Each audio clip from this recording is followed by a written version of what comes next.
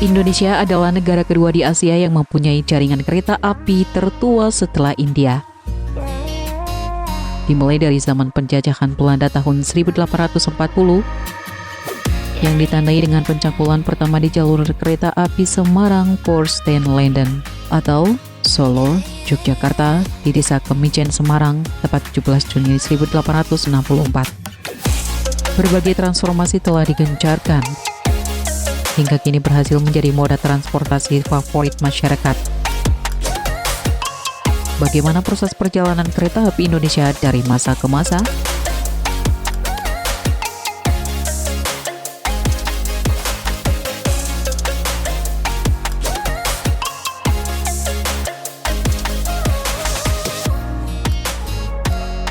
Sebelum mengalami revolusi di periode 2009 hingga 2014 yang dipimpin Ignatius Jonan, dulu tak hanya berdesakan di dalam gerbong.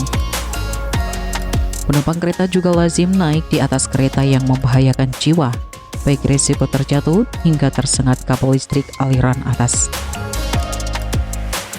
Pada awal krisis ekonomi tahun 1998, pedagang asongan juga diberi kelonggaran untuk berjualan di stasiun maupun di atas kereta. Kondisi kereta api Indonesia saat itu menjadi mirip dengan pasar tradisional,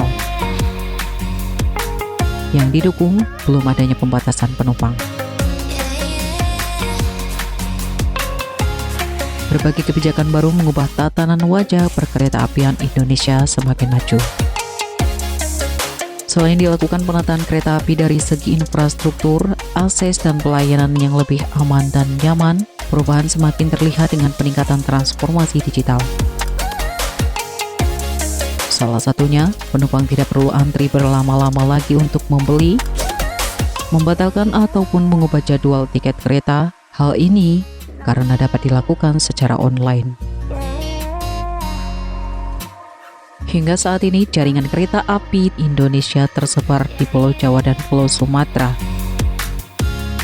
Pada Pulau Jawa, konsentrasi pelayan yang terbesar adalah angkutan penumpang. Sebaliknya, di Pulau Sumatera, angkutan barang menjadi lebih dominan.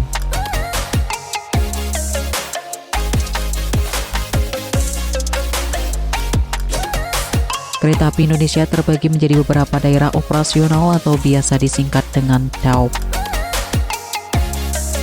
DAOP KAI adalah bagian daerah pengoperasian kereta api Indonesia di bawah lingkungan PT Kereta Api Indonesia Persero sebagai perusahaan yang mengelola perkereta-apian di Indonesia.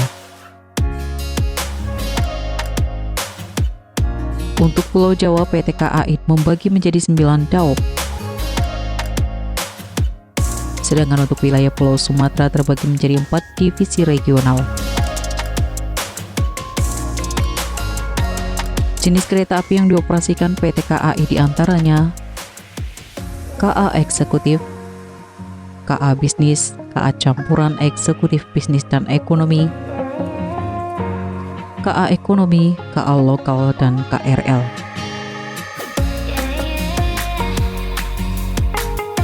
Dalam pemenuhan kebutuhan kereta, PT Inka Persero berperan sebagai produsen yang selama ini membangun berbagai jenis kereta.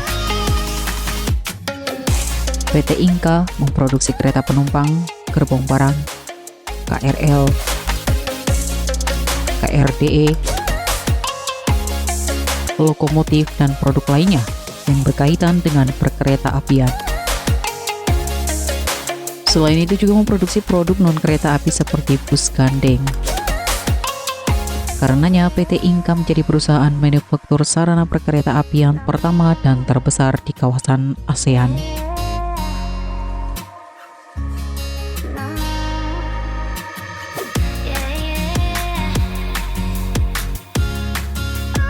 Dalam perjalanan hampir 2 periode pembangunan yang berdasar pada rencana induk perkereta-apian nasional, terdapat sejumlah capaian program yang cukup signifikan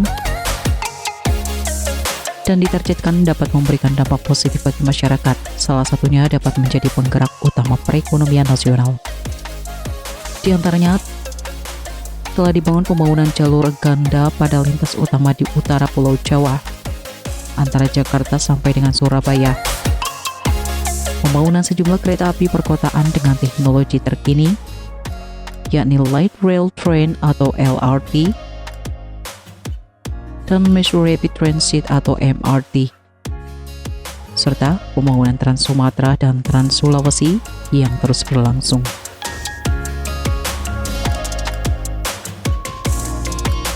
Meski pemerintah telah menetapkan aturan larangan mudik sejak 2020 karena pandemi 2019, ekspansi untuk pengembangan perkeretaapian Indonesia menuju tahun 2030 terus digencarkan.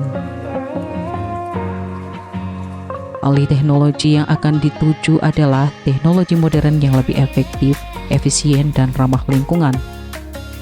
Salah satunya yang tengah terrealisasi yaitu pembangunan elektrifikasi relasi Yogyakarta-Solo.